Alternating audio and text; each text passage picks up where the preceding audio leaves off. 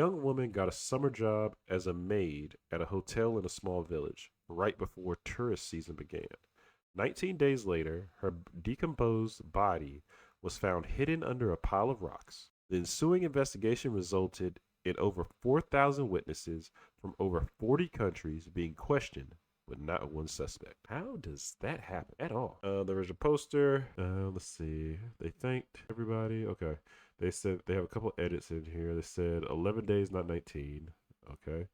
And I guess we'll see that in the story. And they also put, to clarify the title, what they meant was going by no suspects, that the police never actually identified any people to name as suspects.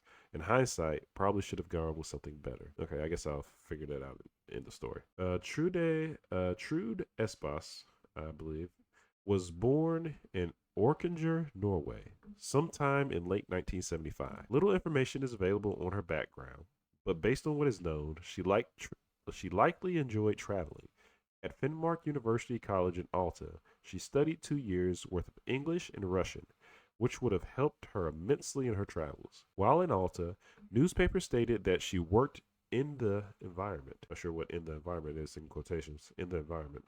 I'll see what that means here in a second. This likely played a role in her choice of a summer job. On July 31st, 1996, Trude is now 20 years old and was hired as a maid at the Hotel Union in the small village of Geringer. Geringer was a small and scenic village and one of Norway's most well-known tourist spots due to its natural beauty. And they put in quotes, it was also the setting for the 2015 movie The Wave. And hopefully I'm pronouncing Geringer right, but I'm not from Norway.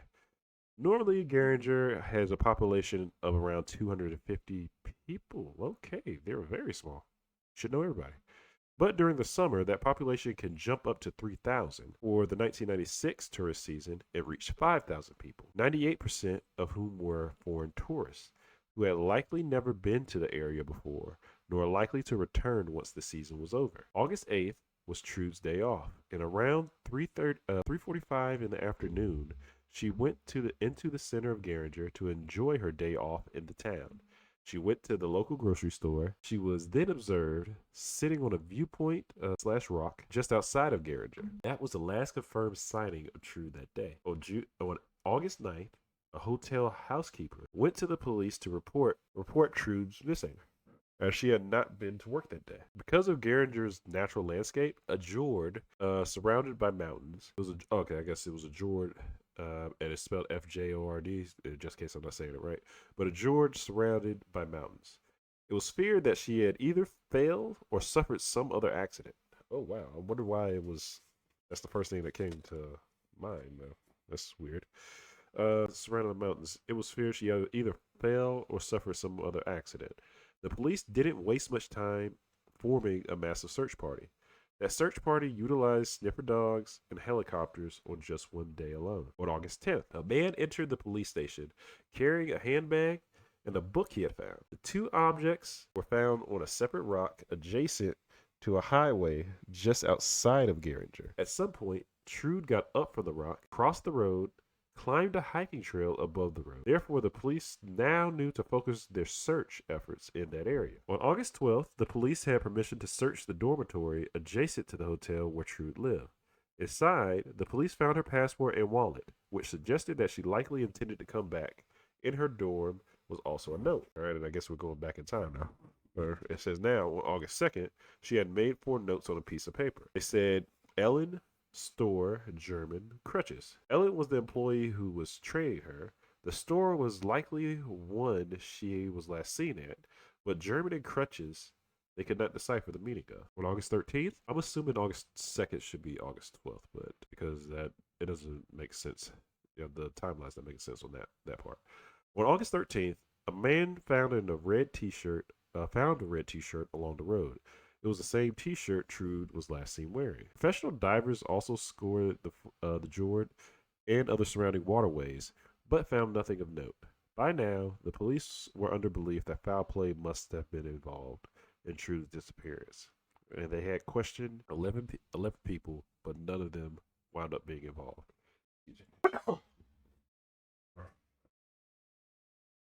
says the search was then expanded to mostly all of Geringer.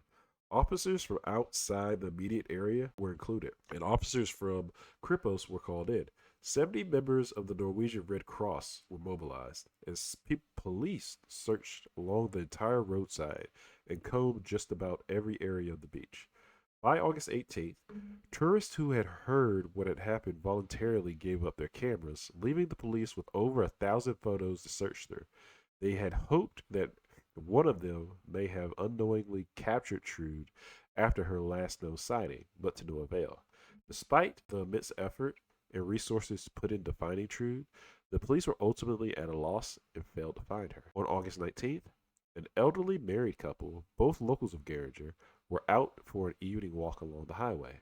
Once their walks took them by a pile of rocks, they were suddenly struck by a foul odor. They followed the smell and found themselves at a pile of loose stones and rocks about 100 meters away. They saw a pair of white shoes sticking out from under a pile of rocks. They decided to not go any closer or remove the rocks, instead called the police. The police arrived, sealed off the area, and began removing the rocks one by one. That was not a quick task, as whatever was buried underneath the stones was covered very thoroughly. Eventually, the police uncovered the decomposing body of a young girl. The body was identified as Trude. Although the cause of death was never publicly disclosed, it is believed that she had been strangled. It is also said that Trude had also been R-worded. Unfortunately, okay, so, all right, let's pause there because I know I've been reading a little bit, but because at first I was thinking she failed, but after the rock situation, yeah, somebody definitely did that. So definitely did that. That's not an accident. Especially not has. I would say it sounds like somebody tried to cover it up, and some of the rocks came off just about a day. Yeah, because you're not. Because I was just thinking, if somebody fell into a mountain, unless there had been like a landslide or something, but then there would have been a note in the. There should have been a note in the story about it. Then that would make sense. But for rocks to be carefully placed on top of her, no, somebody definitely did this to this young girl. Unfortunately, because of the heavy decomposition, the police struggled to place the time of death reliably. Police also found foreign hairs on Trude's socks. The police were only able to create partial DNA profile with it. It was tested against the DNA of all the local males in Geringer, but none of them matched. It was deemed unlikely that she was killed on the rock she was sitting at, especially because it was out in the open, and thus there would be many witnesses if anything did happen there. The police, in fact, knew exactly how many people would pass by. The rock was near a road, and police were conducting traffic control at the time. They estimated that 2.5 cars were driving by every minute. Walking trails were nearby as well. The boats in the George would have had a clear enough vantage point too. Yeah, 2.5 cars every minute is very slow actually. So yeah, you've been able to track everything. There was one part of the path, though, just below the crime scene, where the path rose slightly and thus obscured from the main road and the walking trails. The police believe the murder likely happened here. If this murder had occurred at any other time of the year, solving it wouldn't be that difficult with a relatively small population. But now, 98% of the suspect pool were foreign tourists who wouldn't be staying long, didn't speak the language, and might have already left. The police attempted to map out the identities of all tourists and vehicles in Geringer on August 8th. They secured the guest list for all the hotels, motels, and campsites, and everyone who had used a credit card was registered and put into a police database. Unfortunately, many of the tourists visiting were still allowed to leave Geringer, and there was not one thing that the police could do to stop them, or even know if they left. Luckily, it didn't take long for their first suspect to emerge. One of the hotel's employees came forward with a police statement. They were one of the witnesses who saw Trude on the rock. While lying down, she saw a man at the edge of the forest. The man sat still and stared at the witness for 20 minutes. Once she stood up from the rock, he followed behind Trude. He then asked, "What time is it?" in German. They described him as unpleasant. Afterward, he walked toward the rock Trude was last sitting at. She described this man as pale, clean-shaven, and appeared to be Northern European. He stood about, it says 1.85 meters tall. Not sure how tall that is. Had a normal body build, gray, blue eyes, and dark brown hair. He was dressed in light shorts and a short-sleeved polo shirt with horizontal stripes, blue on a white background. A sketch of this man was soon put together. Next, a Swedish couple on a camping trip in Geringer came forward. They were on a walk when they saw a woman sitting on a rock. This woman was almost certainly being Trude. Later, they walked by the same rock and saw her gone.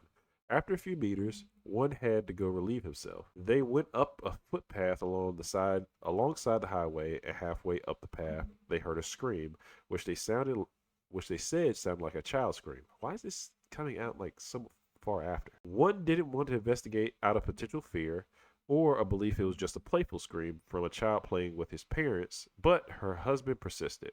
He eventually found himself around 30 to 40 meters away from what he thought was a child lying against the cliff. He also saw another man standing above them. He eventually noticed the husband, and the two looked at each other for a while before the husband finally left to pee. He had simply assumed the man to be the child's father, and when he returned, both were gone. What? Under a rock though? Or by some rocks? Okay. I didn't realize people took their kid hiking, but it'd be in different countries. I'm not sure. All of this had was done roughly 20 meters away from where Trude's body had been found.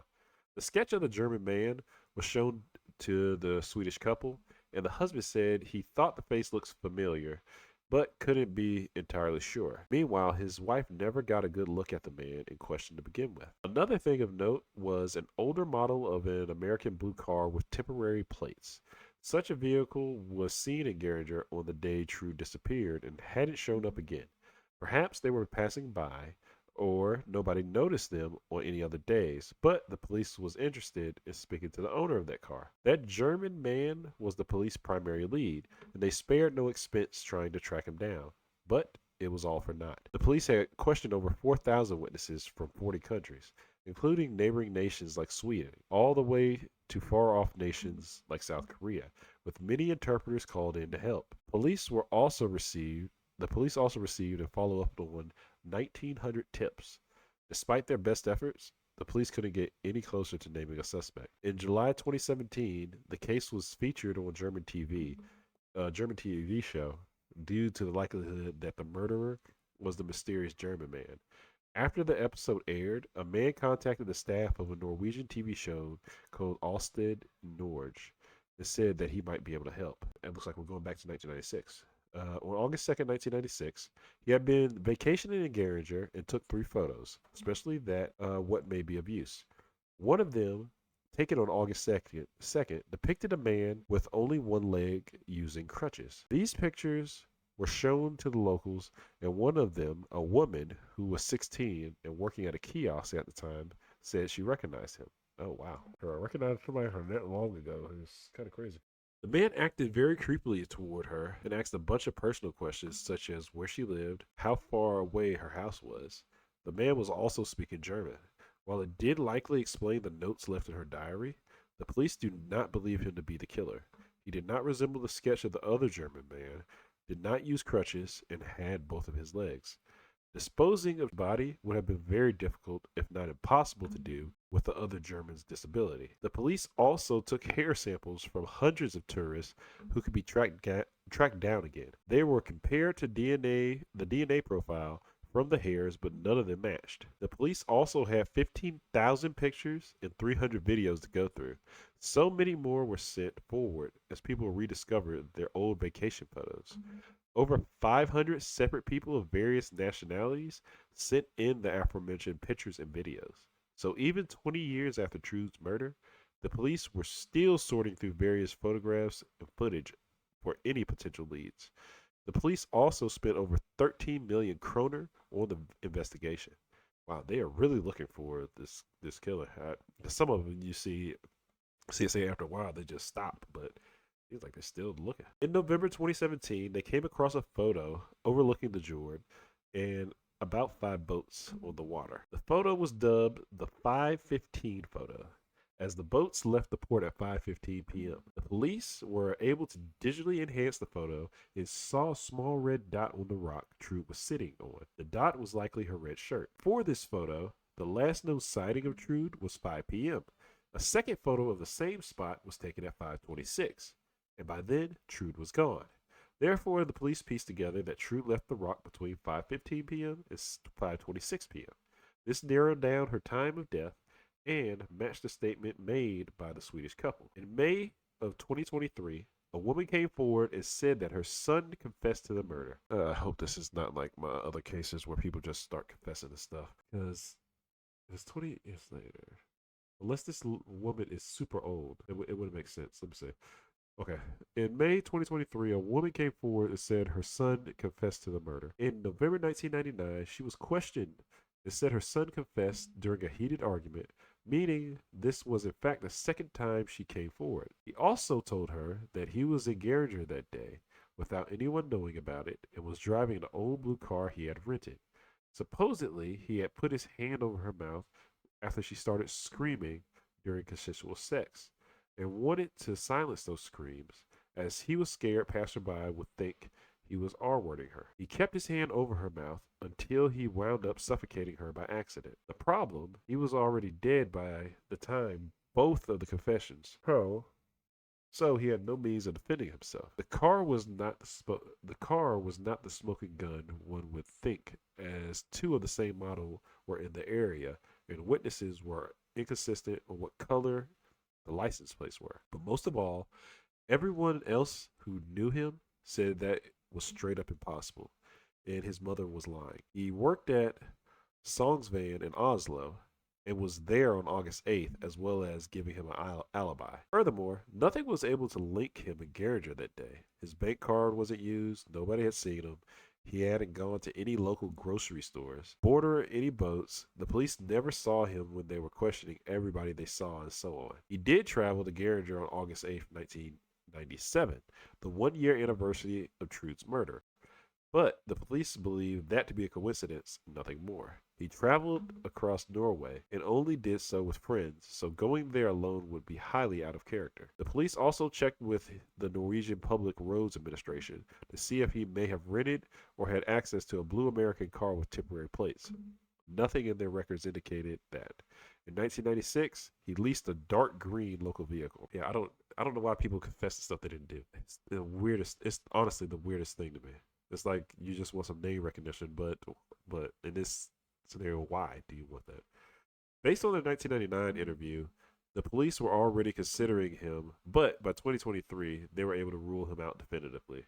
Either he lied to his mother during that argument in a public place that no other witnesses attested to, or for some reason, his mother lied about him after his death. Trude's family was so desperate for a resolution that for a brief while, they considered that Tony Alexander King might be possible. Tony was a serial R-worder from the United Kingdom who is now serving life imprisonment for the murders of Rosho Wanakov and Sonia Carabantes in Spain. However, nothing shows that he was in Norway at that time. The most recent lead was April 2024, when the Norwegian Ministry of Justice worked with the South Korean authorities to track down 27 additional Korean tourists to hear their testimony. It was a joint effort that began in October of 2023. Only 16 were found, and none of them had anything of use to say, nor did their photographs shed new light on the case. That is where this case ends. It remains not one of Norway's most famous cold cases, but simply cases in general. Trude's mother stated that even though the killer hasn't been found, she's still satisfied with the police's investigation and has never once accused them of being incompetent. They've been looking for 20, 30 years. Incompetence is definitely not the word. She has come to accept that they tried their absolute hardest, but are simply out of leads to pursue. Her exact words were, "I have no complaints about the police's effort." Even if the mysterious German is innocent, the police still believe that the killer was likely one of many tourists and that he likely returned to his home country not long after the murder, possibly before the body was even found. Yeah, that's sad. One, I don't know why people like to admit to murders they did not do. I will never understand that. And two, it seems like as a woman, do not go. I see why do not go out by yourself. Even though you want to be, yeah, man, go out with a group of friends if you're doing something. Yeah, and don't go home with people you don't know or scream. Do something if you don't know somebody. Ugh, man, it could be rough out here because things like that happen, and then You're never found from again. Your family is looking for you. Even they're looking for 30, basically 30 years, and can't find a suspect. Finally, did find her body. So, but it's sad.